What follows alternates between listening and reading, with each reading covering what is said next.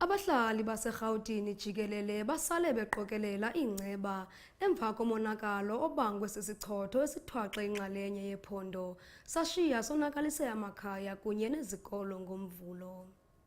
Abahlali abaninzi basele bengenamakhaya kwiingingqi ezinjengeZandspruit kunye neRamsar emva kokuba isisichotho besinomoya obhudlayo siye sasiphula amaphahla semkisa namatyotyombe.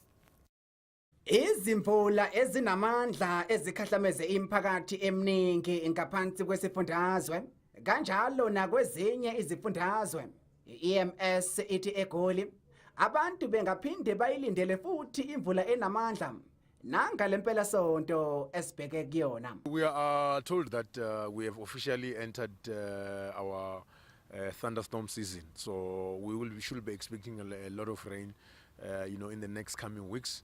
So for today we are told we might not have severe rainfalls like the ones we had last night.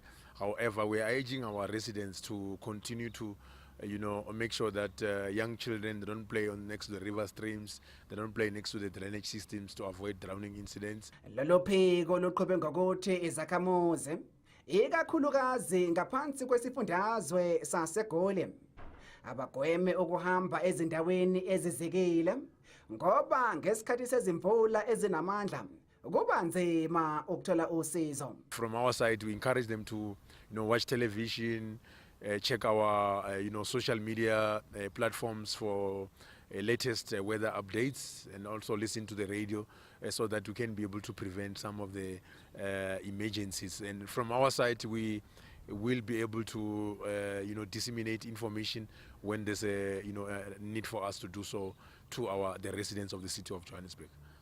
Ngalezi imvula ezinamandla ziyakhulunyelwa ezindaweni eziningi kulandela ukuthi imindeni eminingi isele dengwane uphahla lwezindlu alibonwa.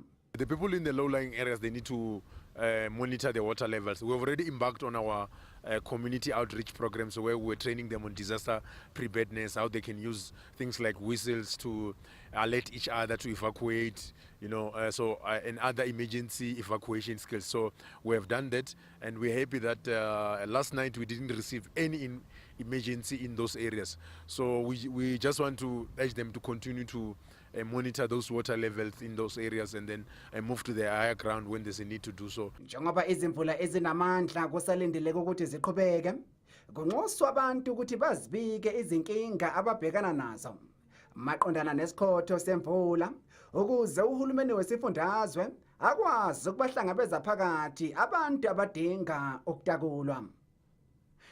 Sakhile Sithole wezindaba Soweto TV eFlorida.